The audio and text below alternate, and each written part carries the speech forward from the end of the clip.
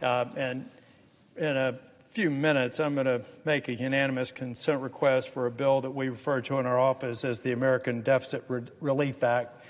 But before I do, I want to talk about why I'm here.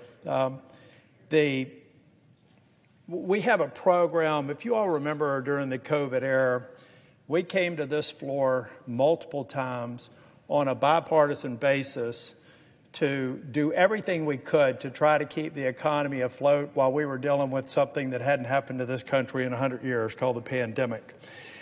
We did some things that were good. We did a few things that have proven to be not so good. And one of those things is referred to as the Employee Retention Credit, also known as the Employee Retention Tax Credit, or ERC. It was under the CARES Act that we first implemented this bill. And at that time, we thought it was going to be about $55 billion reduced revenue to the government. I guess a different way of saying that is $55 billion remaining in the private sector. That was the concept behind so many of the things that we did in the COVID relief measures. But then we had in the Appropriations Act of 2021 and the American Rescue Plan, we've added even additional reductions, extensions that have resulted in $86 billion in revenue not coming back to the federal government.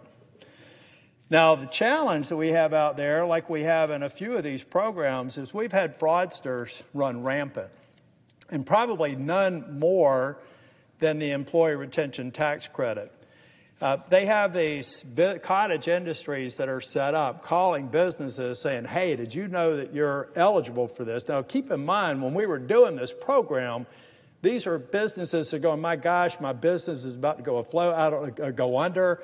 I don't know how I'm going to pay for my employees. We're trying to create programs to get the employers just to hang on a little bit more. But folks, I don't know if you'll notice, but we're past the pandemic. We're back open for business. And you've got companies that I think arguably are going to be proven guilty of fraud going out and asking people to take the tax credit now to the tunes of billions and billions of dollars. So what do? Well, we've got the Employee Retention Tax Credit where people are calling the IRS and making claims every single day. In the middle of tax filing season, they're dealing with a program that the IRS has said they want to get rid of. Fraud's out of control.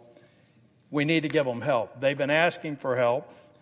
Now, why would this require unanimous consent request, and why would I anticipate an objection today? Just in fairness to Senator Wyden, my colleague on Finance Committee, he is the chair. I'm a relatively new member. There are some that want to use this program as a pay-for a tax measure that we may talk about briefly later on. I'm okay with some of the tax discussion going on, but I'm really worried about this being used as a pay-for.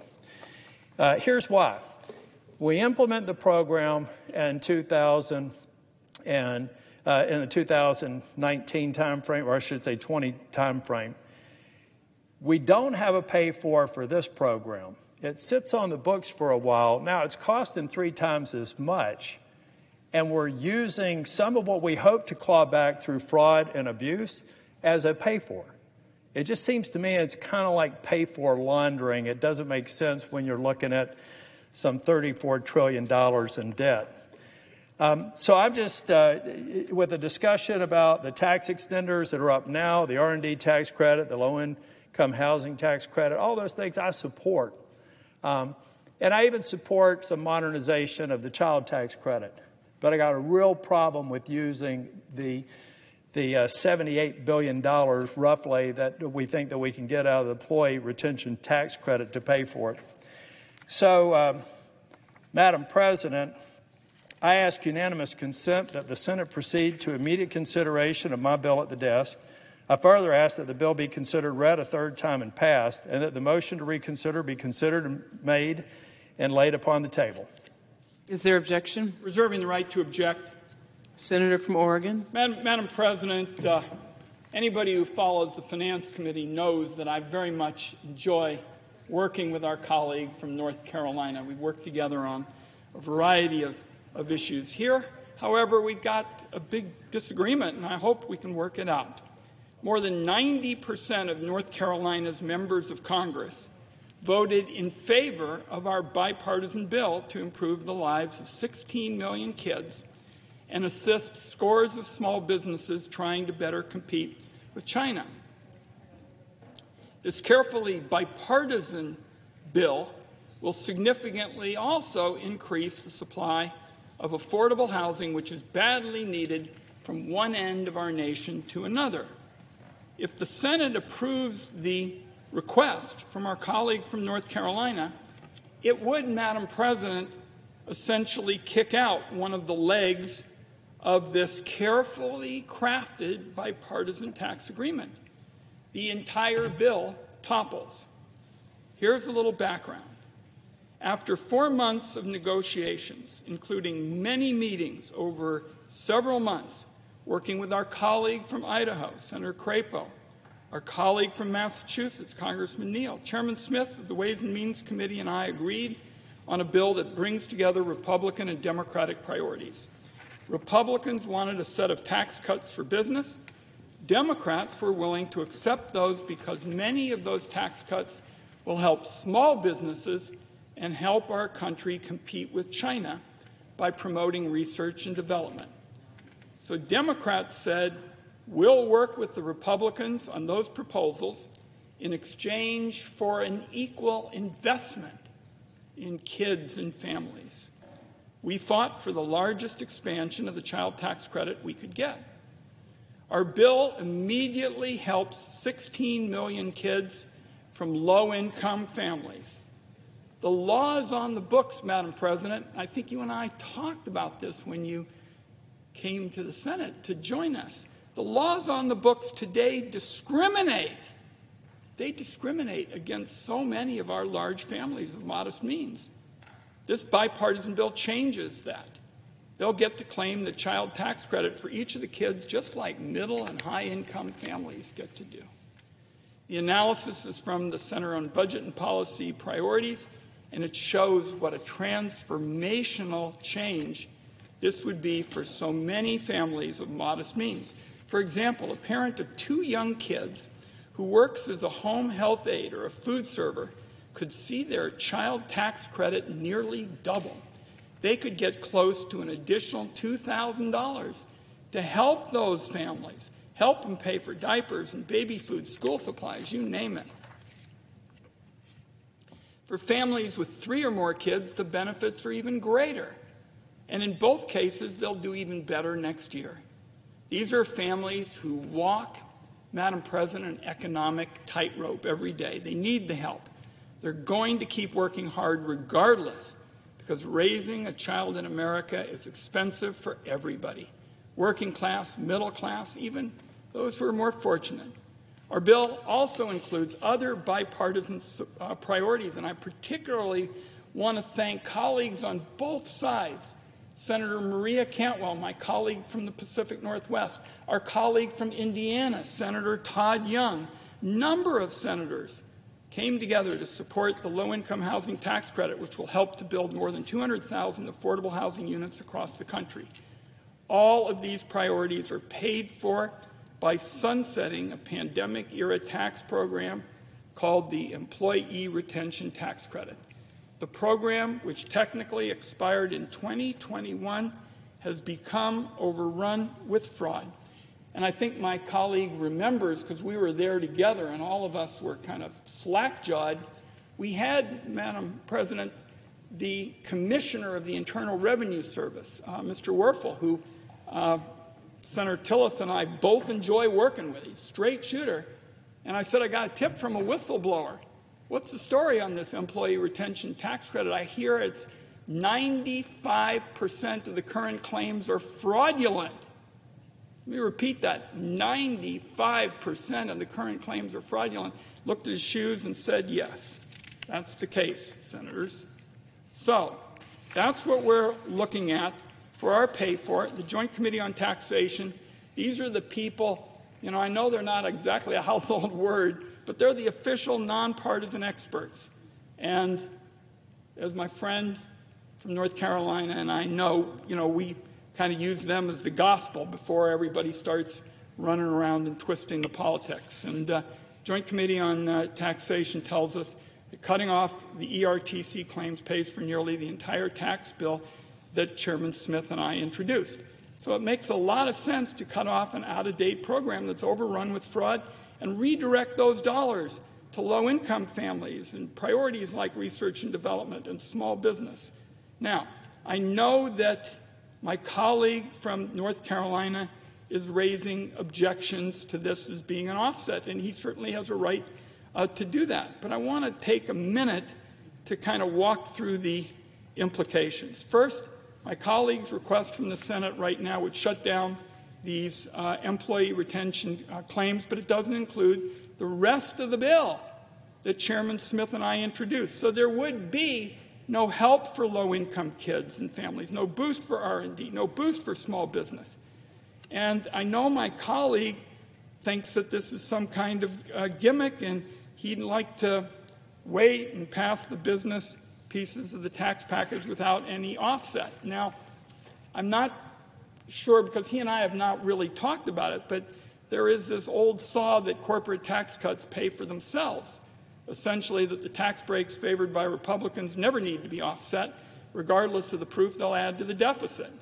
And that's wrong. And that was shown in 2017, when Republicans added trillions of dollars to the deficit to pass the Trump tax law, which overwhelmingly benefited large corporations and the wealthy. The price tag on that deficit buster was growing even higher with the increase in interest rates. So my colleague, as I indicated, hasn't had to get involved in those kinds of issues in the past, but I just think that if we're unwinding deficit-financed tax laws, we ought to go back a little further and repeal the deficit-financed handouts to corporations and the wealthy that Donald Trump and Republicans passed in 2017. The fact is, the chairman of the Ways and Means Committee from Missouri, who I think would call himself a strong conservative, he and I negotiated a bipartisan proposal, and nearly the entire bill is paid for, and it came after months and months and months of discussions with Democrats and Republicans. And if the Joint Committee on Taxation tells the Finance Committee that's an offset, the one we have that works, that, to me, is always the end of the debate. So I would just hope that we not do something, and I know my colleague well enough at this point that this is not his intent, but this is essentially a poison pill to a bipartisan effort on the child tax credit, research and development, and low-income housing. And we shouldn't do it this way, and I will just say publicly what I said to my colleague from North Carolina. I am very interested in working with him, the ranking member, Senator Crapo, because we've always done it that way. We've always found, common ground. And my goodness, there's a lot to work with here. It got 357 votes, Madam President, in the other body. I've been here long enough to know you can't get 357 votes to go order a Dr. Pepper. That's a big, big effort at bipartisanship. So I close by way of saying that I am going to object here in a minute officially, so that's clear. But I want to again extend an olive branch to my colleague from North Carolina, the ranking member, Senator Crapo. Let's do something good for low-income kids, particularly the big families, the small businesses, research and development. Let's get that low-income housing tax credit that Senator Cantwell and Senator Young and a whole group of us on the Finance Committee have been for. And let's get going on that so we can work on it together and get it up in the short order after we come back. So with that, Madam President, I object. Objections heard. Senator from North Carolina. It was about a month ago in Banking Committee. We had a panel come before us who were talking about fentanyl and how in the banking system we should try and figure out ways to get rid of the illicit finance of fentanyl. One of the people who testified is a country music rap artist and rapper called Jelly Roll. And it turned out that Jelly Roll grew up in Antioch, Tennessee. I did too. So when I went to ask him questions, I started by saying, you grew up in Antioch, where'd you grow up? He described the area. I said, you remember Country Meadows? He said, yeah, I used to live there. I said, me too. It's a trailer park in Antioch, Tennessee. I understand that there are families who need tax credits. I know that there are families that need help. I was one of those families. There's a right way to do it, and there's a wrong way to do it. So I want to make sure that we don't conflate the concern I have about using one credit card to pay off another credit card with tax policy that I'm okay with child tax credit programs that we can get to right. But let's do it on the basis of sound, sustainable fiscal policy. I have 3 grandchildren under the age of 6 years old. The dirty secret about this money that we're using to pay for this program is they're putting my children, my grandchildren, further in debt because they're not real pay-fors. So I was down here to try and end a program that I do not believe is appropriate. And quite honestly, I don't think people consider me a firebrand that's not willing to work across the aisle. So when you see me stand up against the so-called bipartisan effort, maybe you should listen a little bit more. If not for the fact that I happen to grow up in the population that I want to help take care of, but because I understand business and I understand a bad pay for and a fake pay for when I see one. Now, I hope that we can get to a point to where we agree on tax policy. But the first opportunity I had was to decide whether or not I supported what had been negotiated, perhaps with Senator Crapo, perhaps with Congressman Smith, and perhaps with Senator Wyden, but not with me and not with many members of the Finance Committee. So I look forward, going forward, I've given Senator Wyden a lot of credit, I think, for being a fair chairman. I look forward to having that discussion about this measure and then hopefully trying to find a pay-for that would make fiscal conservatives like me feel more comfortable with the overall package. Thank you, Madam President. Senator from Oregon. Just very, very briefly, my sense is that after we're done voting on the piece of legislation that's in front of us, we will have, I would say to my friend from North Carolina, we will have a crucial period where we can come together and start looking at ways to find common ground and get this, passed. And, the reality is it's been weeks now since the chairman of the Ways and Means Committee and I brought forward our proposal, the one that got 357 votes. And I've been saying to folks on the Republican side of the aisle, my door is open. Tell me what you want in terms of a couple of these provisions that I've heard mentioned, but we haven't heard anything. So I want to, as chairman of the Finance Committee, again extend an olive branch to say, doors open. You got ideas on pay-fors that both sides can go along with that we can get passed in the other body. You've got issues. We've had discussion about the work requirement, for example. And I have looked at all of these experts. This fellow from the tax organizations, Grover Norquist, certainly one of the more conservative people in this town, says this doesn't discourage work. But he doesn't have an election certificate, and Republicans do. So we're going to all sit down and work this through. But we got to get it done quickly because people are filing their returns now. We want those small businesses, we want those families to get a fair shake. So to all senators who are listening to this, my door is open. Let's move quickly after we get through this bill and be ready to go when we get back and move this legislation to do something significant, which, by the way, also has the added benefit because it'll set the table in a responsible way for the bigger tax debate come 2025. I thank my colleague. I yield the floor, Madam President. Madam President, just one point, technical point, and then I'll yield the floor. Senator from North Carolina. I should mention that I did live in the same trailer park as Jelly Roll, but 20 years apart. I don't want anybody to think we were contemporary neighbors. I'm a bit older. Thank you, Madam President. Madam President.